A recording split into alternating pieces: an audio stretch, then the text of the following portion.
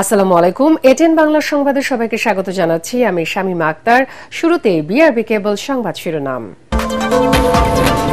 হীন রাজনৈতিক স্বার্থে ধর্মীয় ব্যাখ্যা সমাজে বিশৃঙ্খলা সৃষ্টি করতে পারে তারেক রহমান। ভিন্ন মত যাতে সমাজে ফিতনা তৈরি করতে না পারে, আলেমদের সতর্ক থাকার আহ্বান।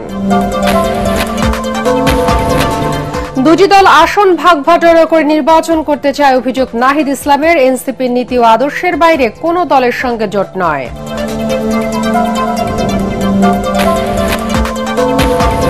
সুষ্ঠু নির্বাচন আয়োজনে সেনাবাহিনী ইসিকে সর্বাত্মক সহযোগিতা করবে। সেনাপ্রধান দেশের স্বার্থ রক্ষা ও মানুষের কল্যাণে কাজ করার অঙ্গীকার।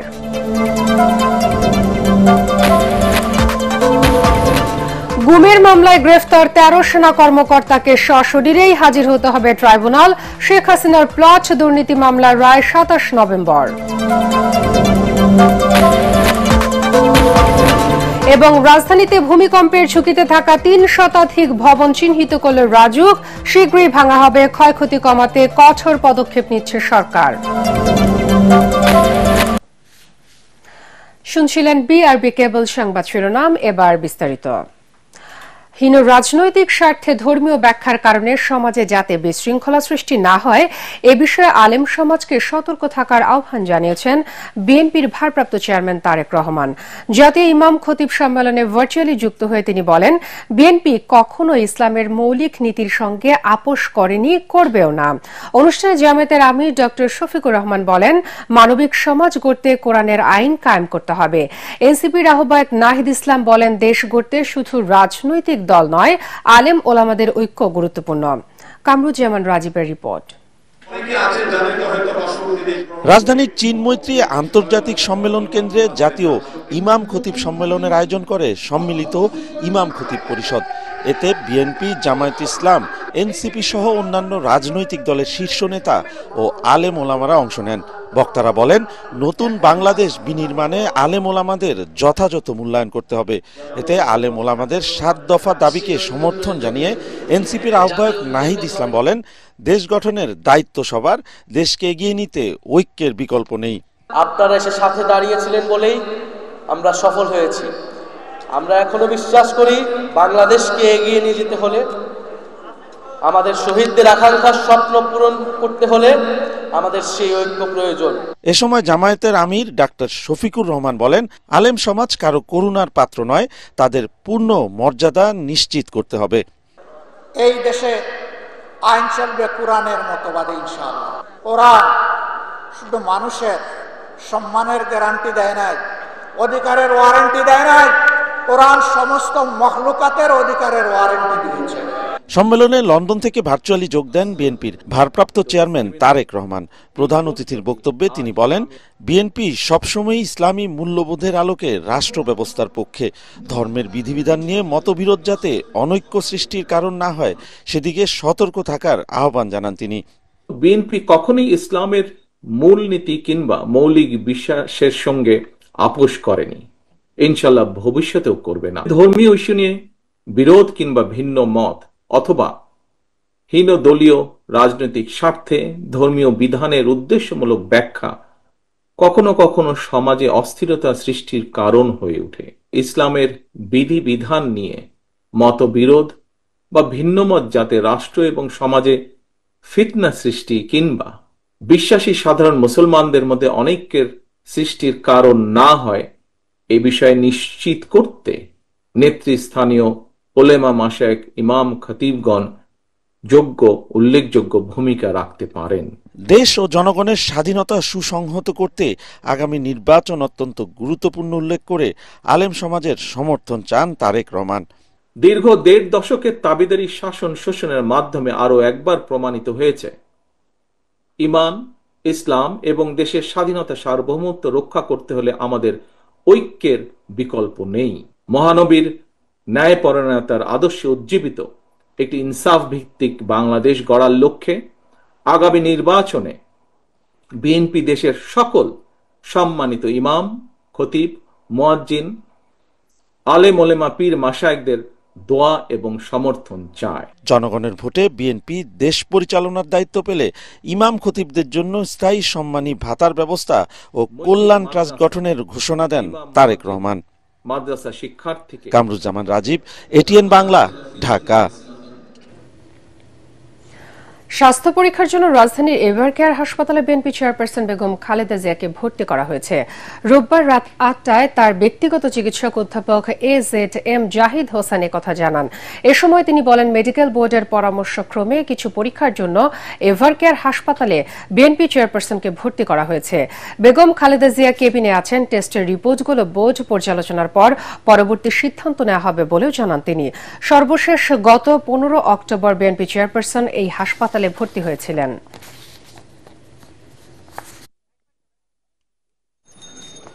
যে উনি যাতে দ্রুত হসপিটালে শিফট করে, কারণ অনেক পরীক্ষা বাসায় করা সম্ভব হয় না। যে চিকিৎসা শুরু হয়েছে, পরীক্ষা নিরীক্ষার রেজাল্ট কি আসে এবং এর পরবর্তীতে উনি কি ধরনের রেসপন্ড করে, সেজন্য ওনাকে আনা হয়েছে। আমরা আশা করছি যে পরীক্ষা নিরীক্ষার পরবর্তীতে ওনার শারীরিক অবস্থার উন্নতির উপর ভিত্তি করে আমরা সিদ্ধান্ত নেওয়া যাবে, মেডিকেল বোর্ড সিদ্ধান্ত নেবে কবে নাগাদ ওনাকে হাসপাতাল থেকে বাসায় নিয়ে যাওয়া যাবে। ম্যাডাম খালেদা জিয়া আপনাদের মাধ্যমে দেশবাসীর কাছে দোয়া চেয়েছেন। অতীতের মিত্র দুটি রাজনৈতিক দল ভাগ ভাটোয়ারার ভিত্তিতে নির্বাচন করতে চায় বলে মন্তব্য করেছেন এনসিপির আহ্বায়ক নাহিদ ইসলাম। আবু সাইদ কনভেনশন হলের সংবাদ সম্মেলনে নির্বাচনের লেভেল প্লেইং ফিল্ড নিয়েও উদ্বেগ প্রকাশ করেন তিনি। নাহিদ বলেন, একটি আসন না পেলেও নীতি আদর্শের বাইরে কোনো দলের সাথে জোট করবে না এনসিপি। এ সময় দলটির মুখ্য সমন্বয়ক নাসিরউদ্দিন পাটোয়ারি বলেন, নির্বাচন কমিশন এখনও এনসিপির মার্কা শাপলাকুলের ডিজাইন দেয়নি, যার জন্য নির্বাচনী মাঠে নামতে বাধার সম্মুখীন হচ্ছেন তারা। রিপোর্ট মুশফিকুর রহমানের। রাজধানীর মিন্টু রোডে আবু সাইদ কনভেনশনে শাপলাকলি প্রতীকে মনোনয়ন প্রত্যাশীদের সাথে মতবিনিময় ও সাক্ষাৎকার নেন এনসিপির নেতারা। আমাদের নির্বাচনী ইস্তিহার, আমাদের যে সকল দাবি রয়েছে। পরে সংবাদ সম্মেলনে দলটির নেতারা বলেন, রাজনীতি যাতে কিছু পরিবারের সদস্যের মাঝে আটকে না থাকে, এজন্য সারা দেশে এনসিপি মনোনয়ন উন্মুক্ত করে দিয়েছে। যারা এলাকার গডফাদার, সন্ত্রাসী, চাঁদাবাজ, ওনারাই এমপি হয়, ওনারাই নেতা হয়। যারা সৎ মানুষ, যারা যোগ্য মানুষ, ওনারা কখনো রাজনীতিতে জায়গা করতে পারেন না, ওনারা কখনো এমপি হতে পারেন না, এই ধারণাটা আমরা ভাঙবো। কারণ রাজনৈতিক ব্যাকগ্রাউন্ড কত বড় ছিল এগুলোর দিকে না তাকিয়ে জনমুখী যারা নেতৃত্ব রয়েছেন, তারা তরুণ প্রজন্মের প্রতিনিধি হলেও তাদেরকে সামনে রেখে, তাদের উপরে আস্থা রেখে ব্যালট বিপ্লবের মধ্য দিয়ে আগামী সংসদে পাঠাবেন, সেই লক্ষ্যেই আমরা জাতীয় নাগরিক পার্টি এনসিপি কাজ করে যাচ্ছি। এ সময় দলের মুখ্য সমন্বয়ক নাসিরউদ্দিন পাটোয়ারি বলেন, নির্বাচনী প্রচারণায় হামলা ও হুমকির শিকার হচ্ছে দলের প্রার্থীরা। শেষ পর্যন্ত বৃহত্তর স্বার্থে দেশের পরিস্থিতি বিবেচনায় আমরা শাপলাকলি মার্কা নিয়েছিলাম, কিন্তু এখন পর্যন্ত ইলেকশন কমিশন থেকে আমরা আমাদের শাপলাকলির যে ডিজাইনটা, এটা এখনো পাইনি। ফলত আমরা নির্বাচনী প্রচারণার কাজে নামতে পারছি না। ভবিষ্যতে যেই নির্বাচনী মাঠে আমরা নামবো, সেই মাঠে আমরা হুমকি পাচ্ছি এখন যে সকল প্রশাসনকে এক দলের আন্ডারে নিয়ে যেতে হবে। এনসিপির আহ্বায়ক নাহিদ ইসলাম বলেন, এককভাবেই 300 আসনে প্রার্থী দেবে এনসিপি। খুবই উদ্বেগ জানাচ্ছি যে নির্বাচনের জন্য যেই লেভেল প্লেইং ফিল্ড থাকার কথা, সেই ধরনের লেভেল প্লেইং ফিল্ড কিন্তু আমরা দেখতে পাচ্ছি না। সরকার এবং প্রশাসনকে যে শক্ত অবস্থানে থাকা প্রয়োজন, সেটা আমাদের কাছে মনে হচ্ছে না। এই দলগুলো এখন মুখোমুখি দাঁড়িয়েছে, একসময় তারা বন্ধু ছিল, তারা কিন্তু একটা চক্রান্ত করছে। এই নির্বাচনকে একটা ভাগবাটোয়ারা, একটা সাজানো নির্বাচন, একটা সমঝোতার নির্বাচনে করার পরিকল্পনা করছে। এবং এই ধরনের একটি নির্বাচন হলে গণ অভ্যুত্থানের মধ্য দিয়ে বাংলাদেশের যে নতুন রাজনৈতিক আকাঙ্ক্ষা তৈরি হয়েছে, সেটা কিন্তু ব্যর্থ হবে। যোগ্য, সৎ ও নতুন প্রার্থীদের নিয়ে আগামী সংসদ নির্বাচনে চমক দেখানোর আশাবাদ ব্যক্ত করেন দলের শীর্ষ নেতারা। মুশফিকুর রহমান, এটিএন বাংলা, ঢাকা। দেশের আইন শৃঙ্খলা রক্ষা এবং সুষ্ঠু ভোট আয়োজনে সেনাবাহিনী নির্বাচন কমিশনকে সর্বাত্মক সহযোগিতা করবে বলে জানিয়েছেন সেনাপ্রধান জেনারেল ওয়াকারুজ্জামান। ঢাকা সেনানিবাসের সদর দপ্তরে আয়োজিত এক অনুষ্ঠানে বীরত্বপূর্ণ ভূমিকা ও বাহিনীতে অসামান্য অবদানের জন্য 64 সেনা সদস্যকে পদক এবং 75 মুক্তিযোদ্ধা পরিবারকে সম্মাননা প্রদান অনুষ্ঠানে সেনাপ্রধান কথা বলেন। জিএম তসলিমের রিপোর্ট। সশস্ত্র বাহিনী দিবস 2025 উপলক্ষে ঢাকা সেনানিবাসের সদর দফতরের আর্মি মাল্টিপারপাস কমপ্লেক্সে সংবর্ধনা অনুষ্ঠানের আয়োজন করা হয়। এ সময় সেনাপ্রধান বাহিনীর বীর মুক্তিযোদ্ধা ও তাদের নিকটাত্মীয়দের সংবর্ধনা প্রদান করেন। একই সঙ্গে গত 2 বছর নানা অবদানের জন্য 9 জনকে সেনাবাহিনী পদক, 17 জনকে অসামান্য সেবা পদক এবং 38 সেনা সদস্যকে বিশিষ্ট সেবা পদক প্রদান করা হয়। অনুষ্ঠানে সেনাপ্রধান বলেন, মুক্তিযোদ্ধাদের দেখানো পথ অনুসরণ করে দেশের স্বার্থে ও মানুষের কল্যাণে কাজ করে যাবে সেনাবাহিনী। মহান স্বাধীনতা যুদ্ধে যারা মুক্তিযোদ্ধা, আপনাদের আত্মত্যাগের মাধ্যমে আমরা পেয়েছি আজকে আমাদের এই শ্রেষ্ঠ অর্জন স্বাধীনতা। আপনারা জাতির শ্রেষ্ঠ সন্তান। দেশের স্বাধীনতা রক্ষায় আপনাদের দেখানো পথ অনুসরণ করে আমরা পথ চলছি। বাংলাদেশ সেনাবাহিনী আজকে কেবল তার নিজস্ব প্রশিক্ষণ কার্যক্রমের মধ্যেই সীমাবদ্ধ নেই, বরং বিভিন্ন সামাজিক ও জাতির গঠনমূলক কার্যক্রমে অংশগ্রহণ করে প্রত্যক্ষ ও পরোক্ষভাবে বেসামরিক প্রশাসনকে সহযোগিতা করে যাচ্ছে। আমরা সামনে একটা নির্বাচনের দিকে যাচ্ছি। সেই নির্বাচনে আমরা যথাযথভাবে ইনশাআল্লাহ সরকারকে সর্বতভাবে সহযোগিতা করব, নির্বাচন কমিশনকে সহযোগিতা করব, যেন আমরা সুন্দর একটা নির্বাচন পেতে পারি। অনুষ্ঠানে 3 ক্যাটাগরিতে 3 জনকে মরণোত্তর সেনাবাহিনী পদক সহ মোট 64 সেনা সদস্যকে পদক দেয়া হয়। GM Taslim, ATN Bangla, Dhaka. নির্বাচন ও গণভোট একসাথে করাটা চ্যালেঞ্জ হলেও নির্বাচন কমিশন সফল হবে বলে জানিয়েছেন ইসি সচিব আক্তার আহমেদ। রাজধানীর আগারগাঁয়ে নির্বাচন কমিশন ভবনে আসন্ন ত্রয়োদশ জাতীয় সংসদ নির্বাচন এবং গণভোটের সার্বিক প্রস্তুতি নিয়ে সফররত কমনওয়েলথের সাথে বৈঠক শেষে তিনি কথা বলেন। সুষ্ঠু নির্বাচন আয়োজনে কমনওয়েলথের সহযোগিতা করবে বলেও জানান ইসি সচিব। এছাড়া প্রবাসী ভোটারদের ভোট দেওয়ার জন্য কাজ চলছে বলেও জানান তিনি। বৈঠকে নির্বাচন কমিশনের প্রস্তুতি, অগ্রগতি, বিদেশে ভোট প্রদান সহ গুরুত্বপূর্ণ বিষয়ে আলোচনা করা হয়। কমনওয়েলথ সেক্রেটারি জেনারেল মহোদয় উনি স্পেসিফিক করে আমাদেরকে বলেছেন যে ওনার সদস্য সংখ্যা হচ্ছে 56টা দেশ এবং আমরা যদি কোনো সহযোগিতা চাই সেটা আমরা করার জন্য প্রস্তুত আছেন। সারা দেশকে আমরা 3টা ভাগে, রেড, ইয়েলো এবং গ্রিন, এই জোনে আমরা ভাগ করছি এবং সেই ভাগে ভাগ করে আমরা ল অ্যান্ড অর্ডার সিচুয়েশনগুলোকে সামাল দিব। ভার্চুয়ালি নয়, গুমের মামলায় গ্রেফতার 13 সেনা কর্মকর্তাকে আন্তর্জাতিক অপরাধ ট্রাইব্যুনালে সশরীরেই হাজির হতে হবে। আসামিদের ভার্চুয়াল হাজিরের আবেদনের সম্মতি না দিয়ে ট্রাইব্যুনাল 1 এর চেয়ারম্যান বলেন, আইন সবার জন্য সমান। পরে আবেদন শুনানির জন্য 3 ডিসেম্বর দিন ঠিক করেন ট্রাইব্যুনাল 1। এছাড়া শেখ হাসিনা সহ 30 জনের বিরুদ্ধে গুমের 2 মামলায় অভিযোগ গঠনের শুনানির জন্য 3 ও 7 ডিসেম্বর দিন ঠিক করেছেন আদালত। এছাড়া এই 2 মামলায় সাবেক প্রধানমন্ত্রী শেখ হাসিনার পক্ষে রাষ্ট্রনিযুক্ত আইনজীবী হিসেবে সিনিয়র আইনজীবী জেড আই খান পান্নাকে নিয়োগ দেওয়া হয়েছে। পূর্বাঞ্চলের রাজধানী উন্নয়ন কর্তৃপক্ষ রাজুকের প্লট বরাদ্দে দুর্নীতির অভিযোগে সাবেক প্রধানমন্ত্রী শেখ হাসিনা, তার ছেলে সজীব ওয়াজেদ জয় এবং মেয়ে সাইমা ওয়াজেদ পুতুলের বিরুদ্ধে আলাদা 3 মামলায় 27 নভেম্বর রায় দেবেন আদালত। রাষ্ট্র ও আসামি পক্ষের যুক্তিতর্ক উপস্থাপন শেষে ঢাকার 5 নম্বর বিশেষ জজ আদালত রায় ঘোষণার এদিন ঠিক করেন। দুদকের আইনজীবী বলেন, এই 3 মামলায় অভিযোগ প্রমাণিত হলে সর্বোচ্চ সাজা যাবজ্জীবন কারাদণ্ড হতে পারে। 3 মামলার একটিতে শেখ হাসিনা সাবেক সিনিয়র সচিব পূরবী গোলদার সহ 12 জন, অপরটিতে শেখ হাসিনার সজীব ওয়াজেদ জয় সহ 17 জন এবং আরেকটিতে শেখ হাসিনা সাইমা ওয়াজেদ পুতুল সহ 18 জনকে আসামি করা হয়। আসামিদের কয়েকজনকে 3টি মামলাতেই আসামি করা হয়। 3 মামলায় গ্রেফতার একমাত্র আসামি রাজুকের সদস্য খোরশেদ আলম, অন্য আসামিরা এখনো পলাতক। আগামী 27/11/2025 তারিখে রায়ের ঘোষণার জন্য আছে এবং আদালতের নিকট আমরা প্রার্থনা করেছি সর্বোচ্চ শাস্তি প্রদানের জন্য। সর্বোচ্চ সাজা হচ্ছে যাবজ্জীবন। রাজধানীতে ভূমিকম্পের ঝুঁকিতে থাকা ভবনগুলো চিহ্নিত করেছে রাজধানী উন্নয়ন কর্তৃপক্ষ রাজুক।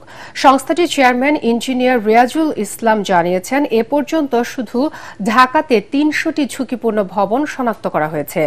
এসব ভবনের সামনে ঝুলিয়ে দেওয়া হয়েছে সাইনবোর্ড। শীঘ্রই ভবনগুলো ভাঙা হবে বলেও জানান তিনি। এ সময় পরিবেশ ও বন উপদেষ্টা সৈয়দা রিজওয়ানা হাসান জানান, ভূমিকম্পের ক্ষয়ক্ষতির ঝুঁকি কমাতে অন্তর্বর্তী সরকার দ্রুত কিছু কঠোর পদক্ষেপ নিতে যাচ্ছে। রিপোর্ট এমদাদুল্লাহ বাবুর। রাজধানীতে শনিবার 7.5 ঘন্টায় 3 বার অনুভূত হয় মৃদু ভূমিকম্প। এর আগে শুক্রবার 5.7 মাত্রার ভূমিকম্পে কেঁপেছিল ঢাকাসহ আশপাশের জেলা। এতে মারা যায় শিশুসহ 10 জন, আহত হয় কয়েকশো মানুষ। ফাটলের পাশাপাশি হেলে পড়েছে অর্ধশতাধিক ঘরবাড়ি। বিশেষজ্ঞরা বলছেন, স্বল্পমাত্রার এসব ভূমিকম্প বড় কোনো বিপদের পূর্বাভাস। ঢাকার কাছেই শীতলক্ষ্যা নদীর নরসিংদীতে ইন্দো বার্মিজ প্লেটের নিচে জমে থাকা শক্তি বের করে দিতে বেশি সময় নেবে না প্রকৃতি। আর এমনটি হলে ঢাকা পরিণত হবে মৃত্যুপুরীতে। 6.5 বা 7 মাত্রার ভূমিকম্প যদি ওই আশেপাশের ওই এলাকাতে হয়, তাহলে ঢাকা শহরের যে বিল্ডিং এবং ডিফারেন্ট টপোলজির বিল্ডিং, তাতে 30% বিল্ডিং বা তারও বেশি বা কম বেশি বিল্ডিং একেবারে কমপ্লিট ধূলিসাৎ হয়ে যাবে, অনেক ক্ষতিগ্রস্ত হবে এবং তাৎক্ষণিক অনেক জীবনহানি হতে পারে। এক অনুষ্ঠান শেষে রাজুক চেয়ারম্যান ইঞ্জিনিয়ার রিয়াজুল ইসলাম বলছেন, ভূমিকম্পে মৃত্যু ঝুঁকি কমাতে ঢাকার ঝুঁকিপূর্ণ ভবন অপসারণ করা হবে। আমরা অ্যাসেস করে ফেলছি অলরেডি। তো আসলে হয়েছে কি যে তথ্যগুলো, যেমন এখনো কিছু তথ্য আসতেছে যে হয়তো একটু ফাটল মনে হচ্ছে, সেই ডাটা অনুযায়ী প্রায় ঢাকা শহরে 200-300 বিল্ডিং এফেক্টেড হয়েছে। তিনি জানান, ঢাকায় নতুন ভবন করতে হলে এখন থেকে জমা দিতে হবে ভূমিকম্প নিরোধী পরিকল্পনাও। অনেক ঝুঁকিপূর্ণ বিল্ডিংকে এই যে রেট্রোফিটিং বলে একটা নাম নিশ্চয়ই আপনারা শুনতেছেন, সেটার মাধ্যমে কিন্তু এগুলোকে এই দুর্যোগ সহনীয় বা ভূমিকম্প সহনীয় বিল্ডিংয়ে রূপান্তরিত করা সম্ভব। আমাদেরকে কিছু বিল্ডিং রাখাই যাবে না, যেটা রাখলে জানমালের ক্ষতি হবে, সেগুলো ভাঙতেই হবে। সমন্বিতভাবে এই যে সিটি কর্পোরেশন, দুর্যোগ ব্যবস্থাপনা, আর্মি সবাই মিলে এই কাজটা থেকে করতে হবে। একই অনুষ্ঠানে পরিবেশ উপদেষ্টা সাংবাদিকদের বলেন, পুরান ঢাকায় জানমালের ক্ষয়ক্ষতি কমাতে কঠোর পদক্ষেপ নিতে যাচ্ছে সরকার। আমাদের ওই যে বাধা চলে আসে যে আমরা চকবাজার থেকে কেমিক্যাল ফ্যাক্টরি সরাবো না, আমরা বিল্ডিং এ সরকারের এই নিয়ম মানবো না, এটা কিন্তু করা যাবে না। প্রিভেন্টিভ এবং রেসপন্সিভ দুইটা মেজার নিয়ে কথা বলতে হবে এবং প্রধান উপদেষ্টা মহোদয় নিজে এই বিষয়ে কথা বলছেন। সরকারের চিন্তা ভাবনাটা শুরু হয়েছে, খুব দ্রুততার সাথেই আমরা আশা করি কয়েকটা সিদ্ধান্ত নিয়ে আমরা কাজে করব। ব্যবহারিক প্রস্তুতিটা আমাদেরকে বাড়াতে হবে এবং সেই জন্য আমরা করণীয় নির্ধারণের কাজটা শুরু করে দিয়েছি। অন্তর্বর্তী সরকারের উদ্যোগ বাস্তবায়নে পরবর্তী নির্বাচিত সরকারও অনড় থাকবে বলে আশা করেন সৈয়দা রিজওয়ানা হাসান। পরবর্তী সরকারের জন্য যে অন্তত প্রাথমিক কি করার সেই কাজগুলো। Imdadullah Babu, ATN Bangla, Dhaka. Mastercard excellence award 2025-এর বিজয়ীদের নাম ঘোষণা করা হয়েছে। ঢাকায় ইন্সপায়ার্ড বাই ফিউচার শিরোনামে আয়োজিত এই আয়োজনের 7ম সংস্করণে ব্যাংকিং, পেমেন্টস, ফিনটেক খাতের বিভিন্ন প্রতিষ্ঠানকে উদ্ভাবন, আর্থিক অন্তর্ভুক্তি এবং দেশের ডিজিটাল অর্থনীতির অগ্রগতিতে অসাধারণ অবদান রাখার জন্য সম্মাননা দেওয়া হয়। এবছর 19টি ক্যাটাগরিতে মোট 18টি প্রতিষ্ঠানকে 33টি পুরস্কার দেওয়া হয়েছে। অনুষ্ঠানে প্রধান অতিথি ছিলেন বাংলাদেশ ব্যাংকের governor doctor Ahsan H Mansur. বিশেষ অতিথি ছিলেন বাংলাদেশ ব্যাংকের ডেপুটি গভর্নর মোহাম্মদ জাকির হোসেন চৌধুরী। এছাড়া উদ্বোধন অনুষ্ঠানে আরও উপস্থিত ছিলেন মাস্টার কার্ড সাউথ এশিয়ার president Gautam Agarwal, country manager Syed Mohammad Kamal, director Zakia Sultana ও সোহেল আলিম। চতুর্থ বাংলাদেশ সি-সুইট অ্যাওয়ার্ডের স্বীকৃতি পেলেন দেশের কর্পোরেট অঙ্গনের 24 জন শীর্ষ নির্বাহী। রাজধানীর ইউনাইটেড কনভেনশন সেন্টারে অনুষ্ঠিত হয়েছে বাংলাদেশ সি-সুইট অ্যাওয়ার্ডের 4র্থ অধিবেশন। মিউচুয়াল ট্রাস্ট ব্যাংক PLCর পরিবেশনায় আমেরিকান ইন্টারন্যাশনাল ইউনিভার্সিটি ও বাংলাদেশ AIUB ও ইউনাইটেড গ্রুপের প্রয়োজনায় এবং 12 ক্লদিং এর সহযোগিতায় বাংলাদেশের ব্র্যান্ড ফোরাম এই ফ্ল্যাগশিপ উদ্যোগটি আয়োজন করে। এবছর 23টি ক্যাটাগরিতে সম্মাননা দেওয়া হয়। আয়োজনটিতে অংশ নেন দেশের শীর্ষ সি-সুইট নির্বাহী, ব্যবসায়িক প্রতিনিধি, উদ্যোক্তা এবং আর্থিক ও বিনিয়োগ খাতের বিশেষজ্ঞরা। এবার খেলার খবর।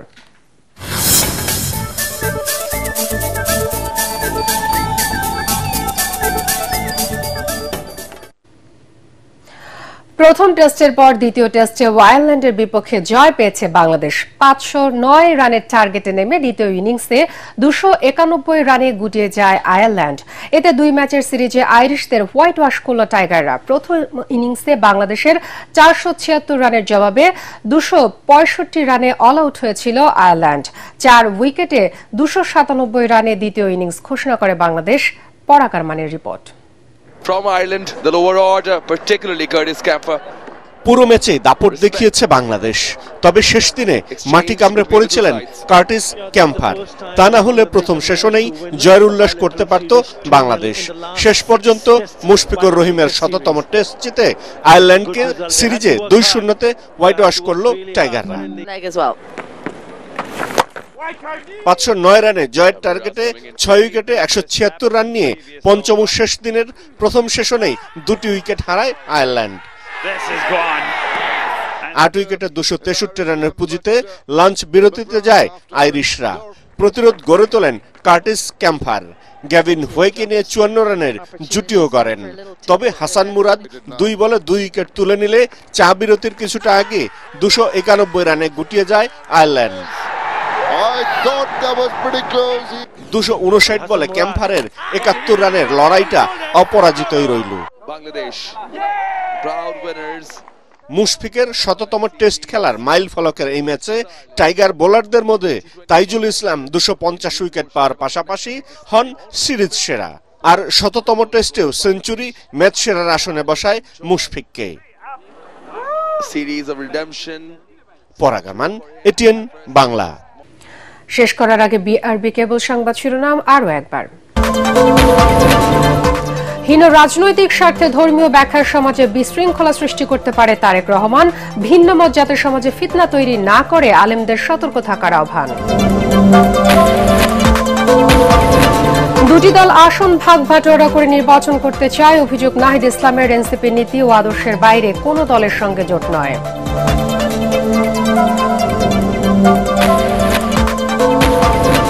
সুষ্ঠু নির্বাচন আয়োজনে সেনাবাহিনী ইসিকে সর্বাত্মক সহযোগিতা করবে সেনা প্রধান। দেশের স্বার্থ রক্ষা ও মানুষের কল্যাণে কাজ করার অঙ্গীকার।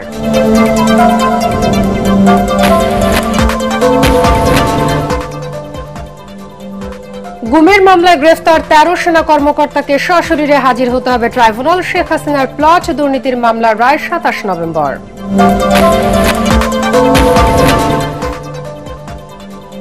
এবং রাজধানীতে ভূমিকম্পের ঝুঁকিতে থাকা ৩ শতাধিক ভবন চিহ্নিত করল রাজুক। শীঘ্রই ভাঙা হবে। ক্ষয়ক্ষতি কমাতে কঠোর পদক্ষেপ নিচ্ছে সরকার। পরবর্তী সংবাদ দেখার আমন্ত্রণ জানিয়ে এখনকার মতো শেষ করছি। এটিএন বাংলা সংবাদ ইউটিউবে দেখতে ব্রাউজ করুন youtube/ATN বাংলা নিউজ। সাথে থাকার জন্য ধন্যবাদ সবাইকে।